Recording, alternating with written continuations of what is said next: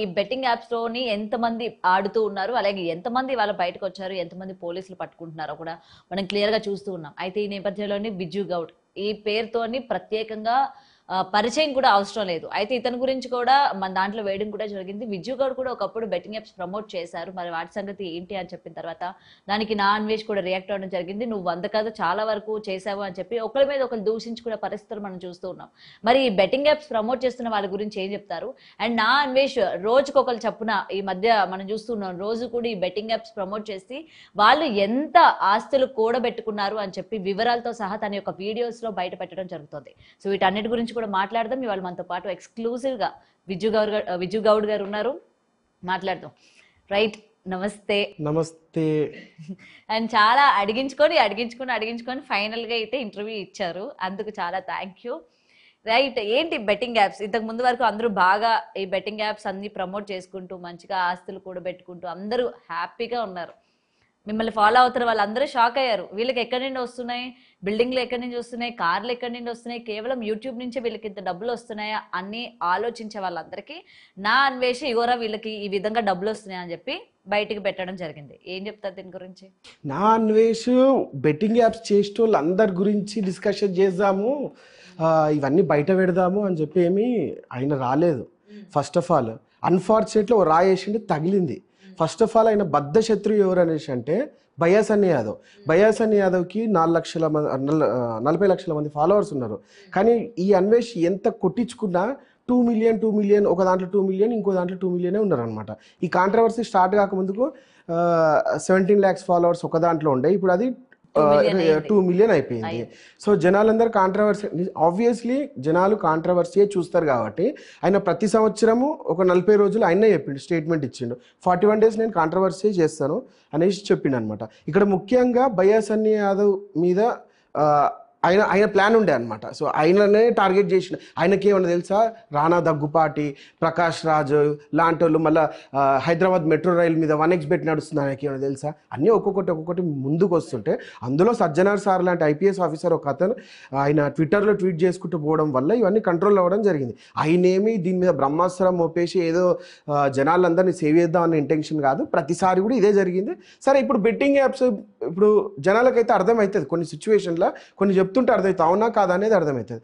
ఈ year betting apps గురించి బయాసన్ని యాదవ్ మీదకే వచ్చింది టాపిక్, ఇది బెట్టింగ్ యాప్స్ చేస్తుండు అనేసి వచ్చింది.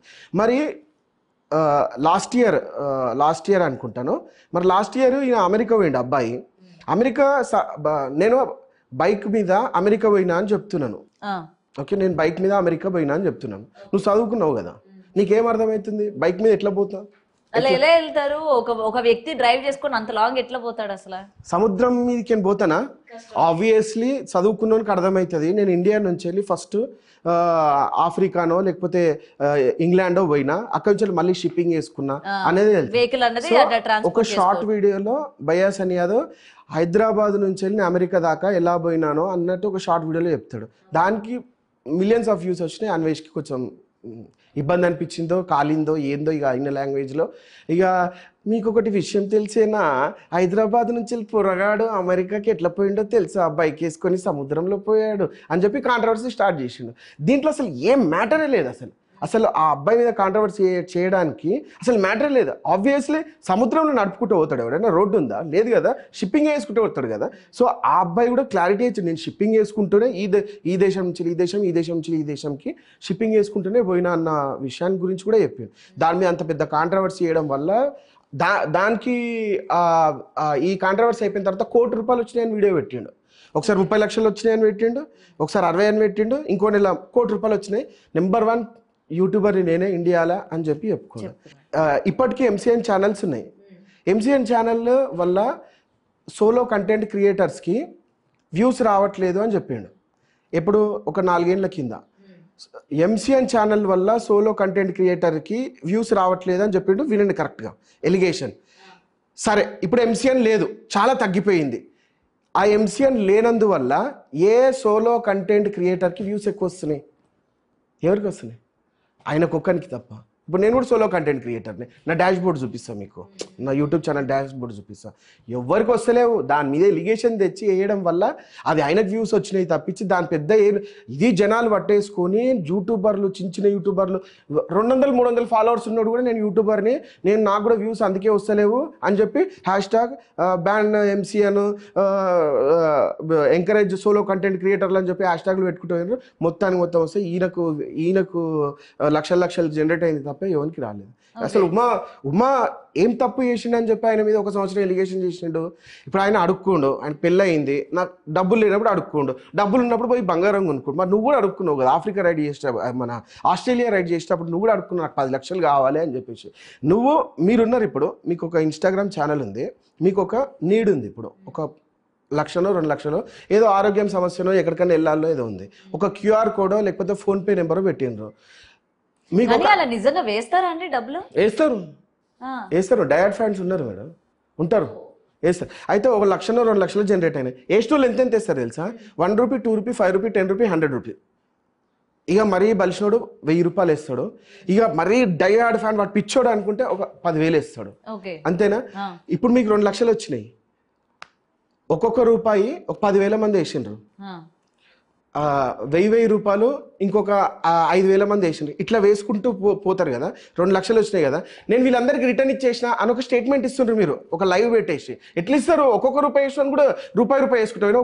ఒక 30 నిమిషాల లైవ్లా నువ్వు అందరికి పైసలు కొట్టేసినా అని చెప్పి స్టేట్మెంట్ చూపిస్తే ఎంత ఎర్రి పప్పలు జనాలు. ఆయనకు 10 లక్షలు 8-9 లక్షలు వస్తే నేను అందరికీ అమౌంట్ రిటర్న్ ఇచ్చేసిన అని స్టేట్మెంట్ చూపించాను. అది ఉమా వేయలేకపోయాడు, ఎందుకంటే ఉమాకు అంత నాలెడ్జ్. ఇప్పుడు ఒక తొక్కాలంటే ఈయనకు నాలెడ్జ్ ఉండాలి కదా, ఈ ఉమాకు అంత నాలెడ్జ్ లేకపోయింది.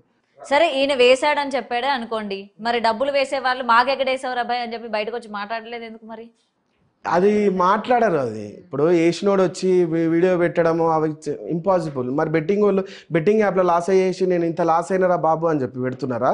బయసన్ యాదవ్ మీద ఓపెన్గా ఎవరైనా బాధితులు ఉంటే వచ్చి మాకు కంప్లైంట్ ఇవ్వచ్చు అని చెప్పి అనుకుంటే ఇప్పటి వరకు బాధితులు ఎవరైనా వచ్చిండ్రా? అది బయట పెట్టిండ్రా మీరు? సో వేసినోడు ఎవడైనా సరే పోతే పోయినా అని ఆలోచిస్తాడు, ఒక బీర్ కాస్ట్ లేదంటే ఒక ట్రిప్ కాస్ట్ పోతే అంతే అవుతుంది.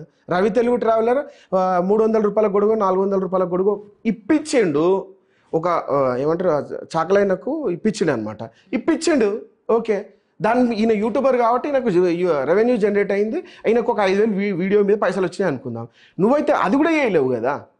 ఈయనైతే అది నువ్వు దేశాలు తిరుగుకుంటూనే ఉన్నావు కానీ నువ్వైతే అది కూడా చేయలేవు కదా, ఎందుకు ఎలిగేషన్ చేయాల్సి? దానికి కూడా ఓవర్ రియాక్ట్ అయిపోయారు జనాలు. కానీ ఒకటండి, అంత వ్యూస్ అంటే 1 మిలియన్ 2 మిలియన్ వ్యూస్ వచ్చిన తర్వాత 10 లక్షలు 15 లక్షలు వస్తుందా మీకు రెవెన్యూలో?